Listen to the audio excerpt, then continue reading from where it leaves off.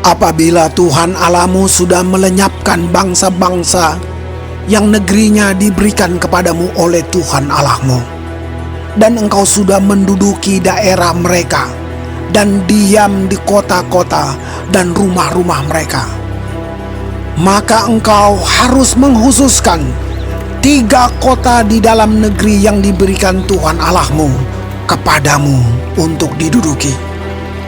Engkau harus menetapkan jauhnya jalan dan membagi dalam 3 bagian wilayah negeri yang diberikan Tuhan Allahmu untuk dimiliki olehmu, supaya setiap pembunuh dapat melarikan diri ke sana.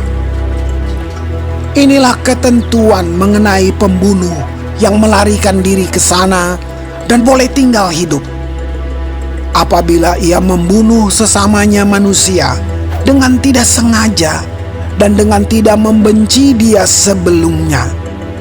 Misalnya, apabila seseorang pergi ke hutan dengan temannya untuk membelah kayu, ketika tangannya mengayunkan kapak untuk menebang pohon kayu, mata kapak terlucut dari gagangnya, lalu mengenai temannya sehingga mati.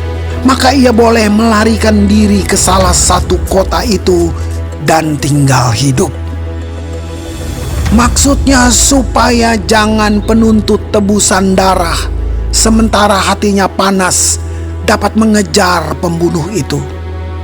Karena jauhnya perjalanan menangkapnya dan membunuhnya, padahal pembunuh itu tidak patut mendapat hukuman mati, karena ia tidak membenci dia sebelumnya. Itulah sebabnya aku memberi perintah kepadamu. Demikian, 3 kota haruslah kau khususkan.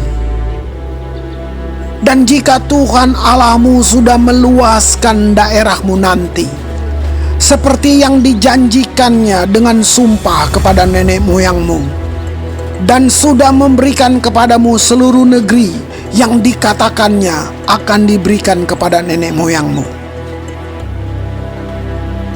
Apabila engkau melakukan dengan setia perintah ini yang kusampaikan kepadamu pada hari ini, dengan mengasihi Tuhan Allahmu dan dengan senantiasa hidup menurut jalan yang ditunjukkannya, maka haruslah engkau menambah 3 kota lagi kepada yang 3 itu, supaya jangan tercurah darah orang yang tidak bersalah di negeri yang diberikan Tuhan Allahmu kepadamu menjadi milikmu, dan hutang darah melekat kepadamu.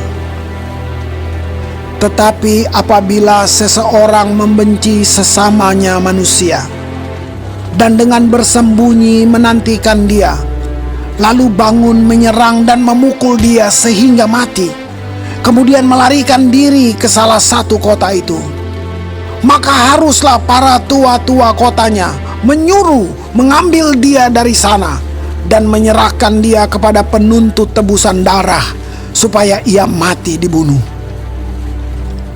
Janganlah engkau merasa sayang kepadanya. Demikianlah harus kau hapuskan darah orang yang tidak bersalah dari antara orang Israel, supaya baik keadaanmu.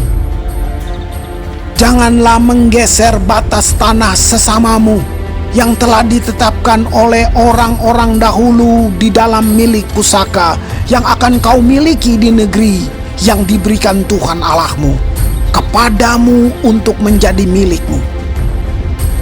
1 orang saksi saja tidak dapat menggugat seseorang mengenai perkara kesalahan apapun atau dosa apapun yang mungkin dilakukannya.